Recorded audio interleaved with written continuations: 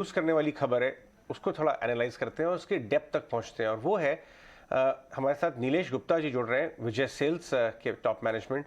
और खबर ये आ रही है कि जिस हिसाब से आपने देखा TV, fridge, washing machine, air conditioner, इन सब के प्राइसेस बढ़ना शुरू हो गए हैं। काफ़ी हद तक डिमांड भी डेंट हो रही है। हमने देखा है इन्फ्लेशन कॉर्पोरेट अर्निंग्स में इम्पैक्ट कर रही है, हमारी लाइव्स में इम्पैक्ट कर रही है। लेकिन समझते हैं कि कितना हद तक सेल्स इम्पैक्ट हुआ है भाव बढ़ने की वजह से। मिस्टर गुप्ता, बहुत बहुत शुक्रिया ET Now स्वदेश से बात करने के लिए।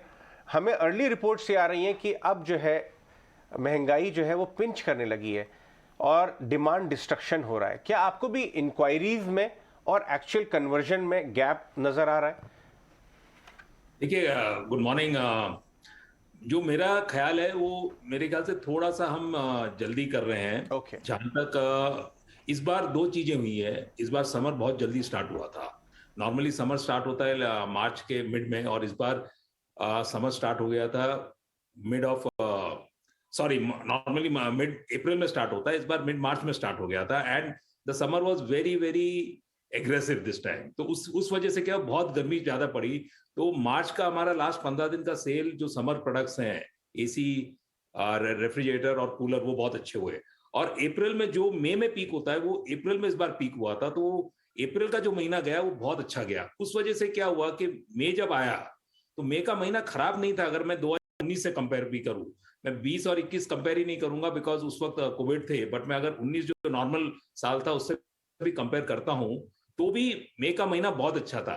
लेकिन ट्रेडिशनली क्या होता है कि May is better than April, हमेशा ऐसा होता है। बट इस बार वैसा नहीं हुआ क्योंकि अप्रैल की गर्मी की वजह से कई ग्राहकों ने पहले खरीद लिया था। तो इस वजह से जो जनरल एक मंशा बन गई है सबकी कि शायद ये इन्फ्लेशन है, शायद प्राइस हाइक है जो कि बहुत बड़ा है, उस वजह से कंज्यूमर ड्यूरेबल में तकलीफ आ रही है, डिमांड कम हो रही है। जहां जहां हम हैं, बेसिकली हम मेट्रो सिटीज में हैं या ए टाउन्स में हैं, वहां पे जो हमें देखा है विजय सेल्स ने, ऐसा कोई इंपैक्ट आया नहीं है कि इतना ज्यादा कोई इंपैक्ट है। बहुत जल्दी अभी कहना, यस, अभी आने के 2-3 महीने में एक्चुअल पता चलेगा, बट मोर और लेस मुझे नहीं लग रहा है कि अभी कोई इंपैक्ट इतना बड़ा आया है कि जहां पे हमें चिंता करने की जरूरत पड़ेगी। जी, अप्रैल में ऑफकोर्स सेल्स ज़्यादा बढ़ते हुए आपके नजर आए, लेकिन ऐसे में फिर जिस तरह की रॉ मटेरियल प्राइस कंसर्न्स दिख रहे हैं, इसे देखते हुए प्राइसिंग स्ट्रैटेजी के आने वाले समय में आप प्राइस हाइक्स के बारे में सोचेंगे या फिर पास ऑन करने का फिलहाल कोई इरादा नहीं है? देखिए, ऐसा है, जहां तक प्राइस हाइक्स है ना, अगर आप देखें पिछले 2 सालों में सारे मैन्युफैक्चरर ने प्राइस हाइक्स पास ऑन किए हैं।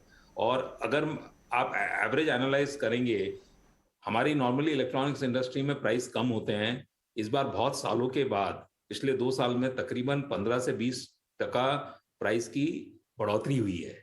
और उसके बावजूद भी हमने देखा कि कंज्यूमर कम से कम, टच वुड, ऐसा लगता है कि जैसे कंज्यूमर ड्यूरेबल प्राइस हाइक से इम्यून हो गया है।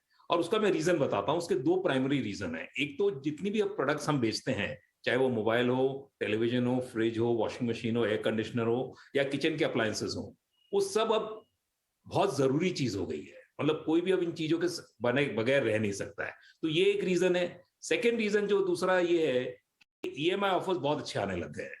तो आज हमारी 70 to 80% सेल EMIs में होती है कि जहां पे ग्राहक खरीद लेते हैं और 8, 10, 12 या 20 महीने के इंस्टॉलमेंट में देते हैं। और हमारी एक इंडस्ट्री ऐसी है जहां पे उसको इंस्टॉलमेंट मिलता है, जहां पे उसे इंटरेस्ट नहीं देना पड़ता है। इनफैक्ट अब जैसे जैसे प्राइस बढ़ते हैं, कई कंपनियों ने इस साल जीरो डाउन पेमेंट की भी स्कीम निकाली कि जहां पे ग्राहक आते हैं, अपने पेपर्स देते हैं और उनका अप्रूव हो गया है तो उनको कुछ भी नहीं देना है, महीने के इंस्टॉलमेंट खाली देना है और घर पे उनके सामान चला जाता है।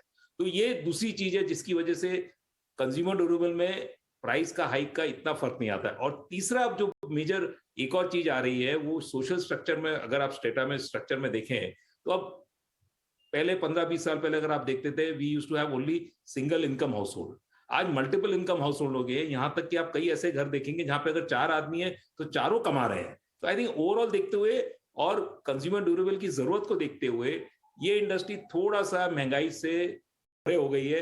जो महंगाई होती है हमें तकलीफ होती है, बट सेल में अभी तक हमें इतना कोई ज्यादा इंपैक्ट नहीं दिखाई दिया है। ओके, ठीक है। नीलेश जी, बहुत बहुत शुक्रिया, थैंक यू वेरी मच। आज आपने समय निकाला, अच्छा लगा आपसे बातचीत करके, और आपने रीज़न भी गिनवाया कि क्यों ऐसा हो रहा है और आगे चल के क्या यथास्थिति रह सकती है। बहुत बहुत शुक्रिया Gupta ji, thank you very much आज समय देने के लिए।